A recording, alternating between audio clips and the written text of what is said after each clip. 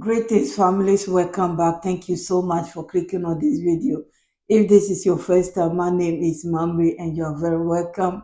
My returning subscribers, my new ones, those who are passing by, God bless you all. This video is about the Alliance of Sahel, Burkina Faso, Niger, and Mali. Let's start from Niger. I've put a variety of videos together. Some are really good, some are not so good. But what can we do? What can we say? We keep moving.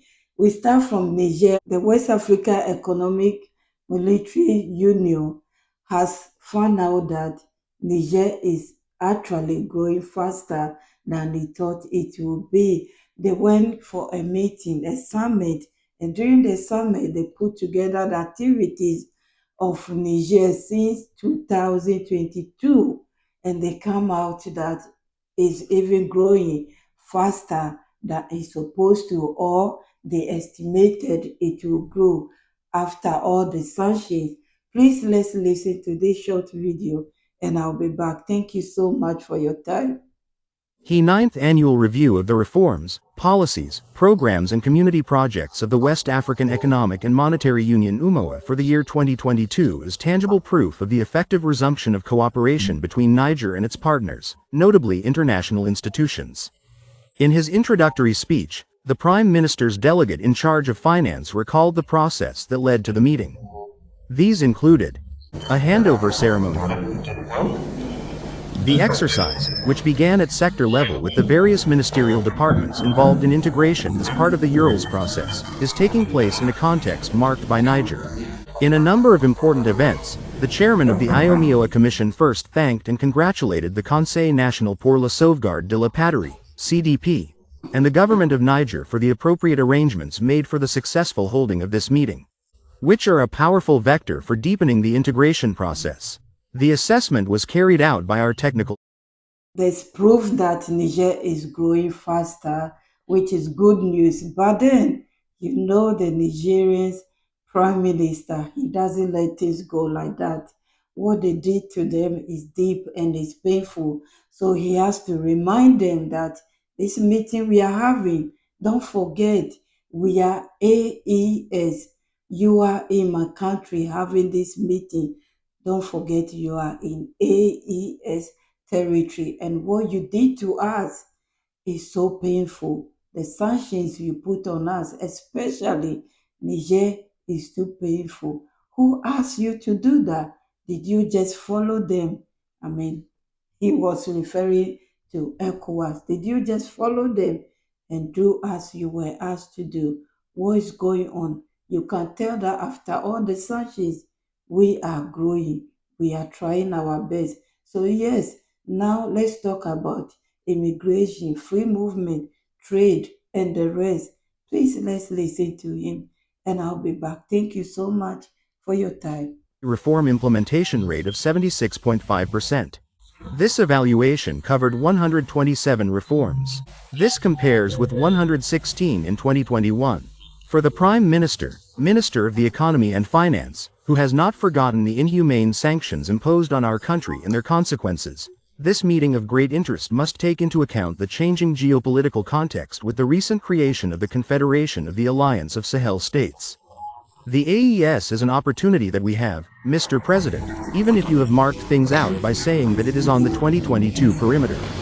It's a great opportunity we have today, of course, without any filter of having frank and open exchanges. It's an important opportunity to measure the progress made in implementing all the policies that have been decided. Among them, there's the fundamental question. The integration of the movement of people, goods and capital raises the fundamental question of solidarity. But we've had a break, too low from 2020. Not satisfied with what is going on, but he still referred to what happened to them and they should think about it. So they will sit down, they will meet again and discuss the rest. Otherwise, they are just doing what they think it is best for them and their country and their people. Anyway, let's move on to Mali. Something happened yesterday. Yes, there was an attack in Mali by, thank God, none of the people that they have attacked has passed. they were alive, but they seized a lot of things, including radio communication, motorbikes, ammunition, food, and the rest. Please, let's listen to what happened, and I'll be back. Thank you. I told you this is variety. I'll make it quick. motorcycles. The attack did not claim any human lives, but caused damage to the Gendarmerie Brigade, which was torched by Pharma's vehicles.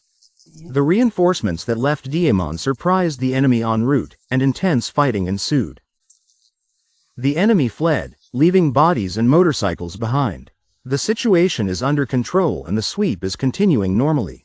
In addition, on July 14, 2024, at around 5:30 p.m., a FAMA mission on offensive reconnaissance in the Warhamada locality in the Yoso Circle dismantled a terrorist base and recovered equipment on site, including a radio talkie, a telephone, 2 Rangers military shoes, 2 radio talkies magazines, ammunition, 7.62 mm point guns, medicines and foodstuffs.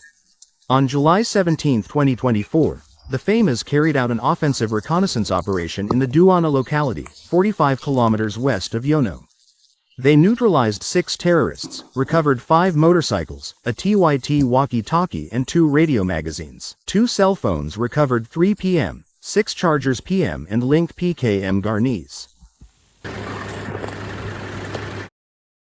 Yes, thank God no civilian has been hurt, but they found a lot of things that will give them a lot of information about the attackers, which is great.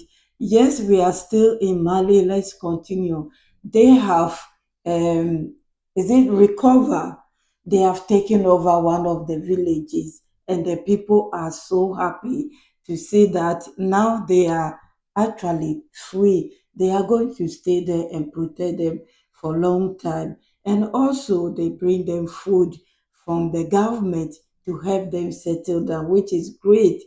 One by one, the Alliance of Sahel, they are taking over their countries. And it's so nice to see. Like yesterday, I was showing you one of the villages in Burkina Faso. That same thing has happened. Unity is strength, as they say. Please let's watch this video and I'll be back. Thank you so much for your time. As part of the drive to reconquer the national territory, our defense and security forces are committed and determined to guarantee the safety of people and their property. Our presence this morning in Takalotes, chief town of the Cercle des Takalotes, is first and foremost part of our regal mission to secure the territory. Protection. Good people and good air. It's in this context that we launched an opportunity operation a few days ago, and after several days of operations, we've now completed it. We took the opportunity to bring aid from the highest authorities and the Malian armed forces, and women to the population we have identified as most in need. A few minutes after the launch, the commander of the 7th Military Region and the governor's representative handed over, on behalf of our country's authorities, a large quantity of food to help the people suffering from displacement. Refugees and vulnerable people who have returned. We thank the high authorities, in particular the commander of the zones for the displacements, even reassure all the social strata of the circle of state that the other, that is first responsible for the Yes, it is good to be home and also to know that you'll be protected at all costs. They promise them they will look after them, they will provide them with anything that they want. Don't forget that the Alliance of Sahel, they are all the 3 countries are building houses for the internal displaced people. So they are calling all of them to come home. Let's listen to more and I'll be back. Thank you. is first responsible for the operations, that all the provisions will be taken. Cercle d'État, que l'autre, let's reach out. For security, security for people and their property, in order to aspire to stability. These gestures by our country's authorities are insufficient proof that they care about the well-being of every Malian citizen throughout the country.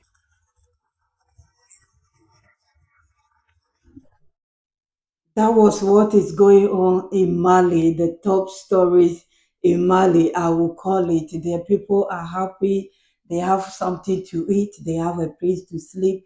Gradually, they will get them a proper accommodation so they will settle down peacefully. That's what everyone need, basic need for human beings.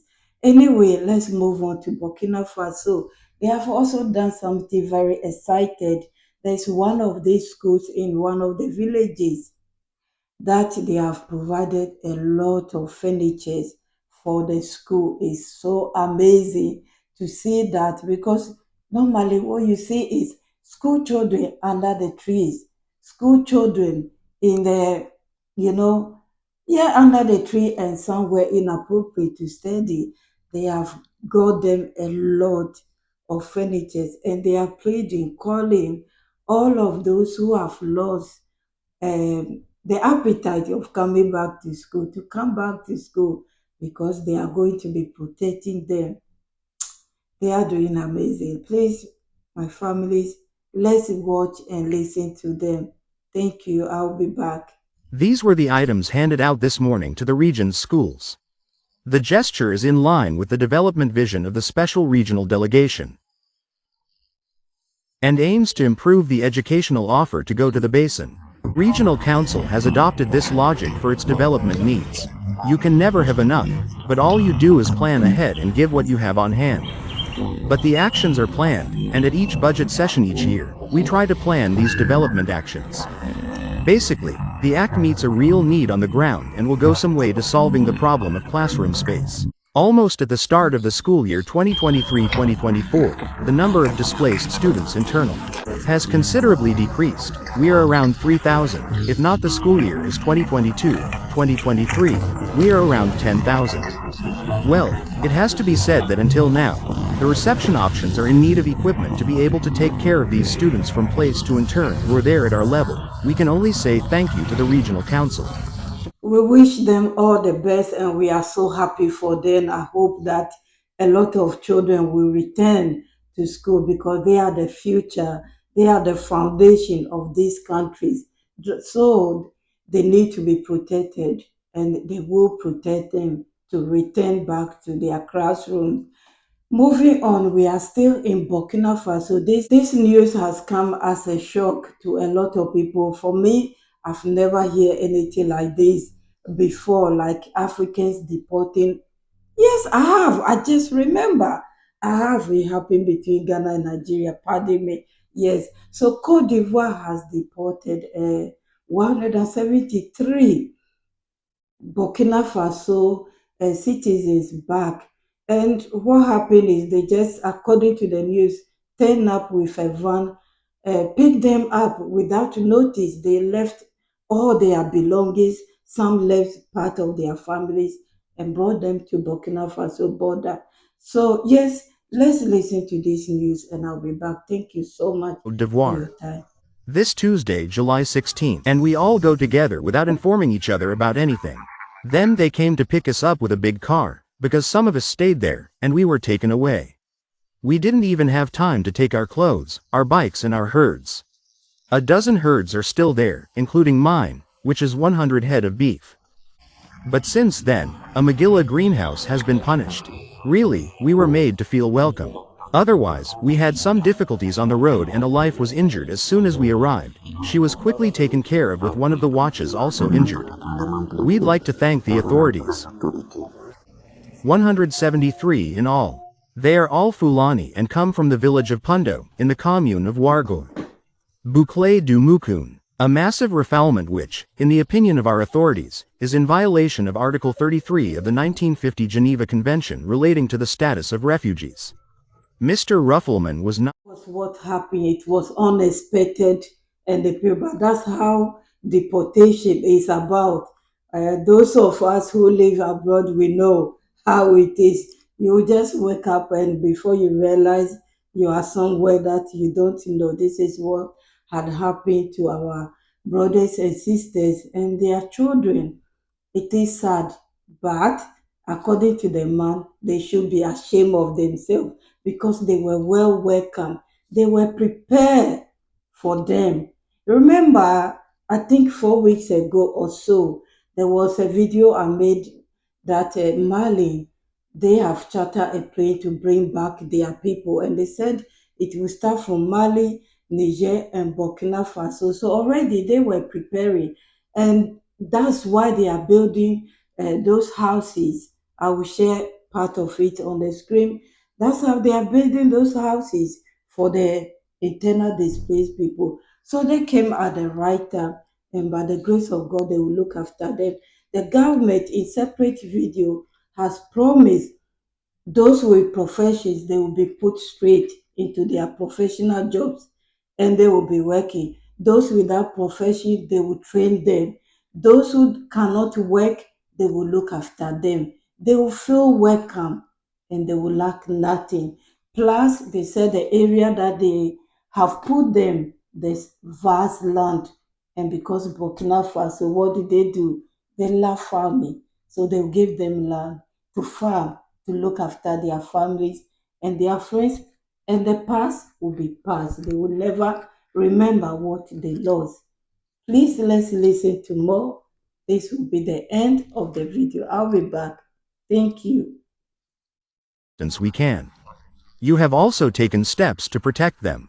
To whom? To reassure them, so that they can stay in peace. Authorities who positively appreciate the emergency response plan already in place to receive these returnees have come to find out what the emergency arrangements are, which have already been in place at evening. They're to find them first of all premises to house them, then data to feed them, but also to care for them, people who are in need, and we are able to welcome, to receive any Burkinabe, wherever they are. And this is an opportunity for us to tell our Burkinabe brothers and sisters that there's work to be done in Burkina. Tana is a fault country in agricultural production. There is farmable land there. Yes, stay with us so we can build our country. Test and message of encouragement. Those in charge of humanitarian and security issues held a meeting behind closed doors. They analyzed the actions underway to help repatriated populations and proposed solutions for the imminent return of their loved ones, their herds and other possessions to Ivorian soil. That was beautiful. That was wonderful. Thank God they have landed, even though a lot of them has injured. None of them lost their lives. So they will integrate them into the system once again at the end of the day. That's their country. They are so beautiful. They are so beautiful. And I'm so, so happy for them. Thank God they have arrived. Anyway, if you watch up to this stage and you like what I'm doing here, what are you waiting for? Please like the video, subscribe to support your auntie, your mom, your sister. Thank you, my returning subscribers, those who are passing by. Thank you all. Thank you. Thank you. God bless you. Let's keep praying for the Alliance of Sahel because they are turning this boat around very fast. Everything will be right. Have a wonderful day and stay blessed. God bless you all. Bye-bye. Bye.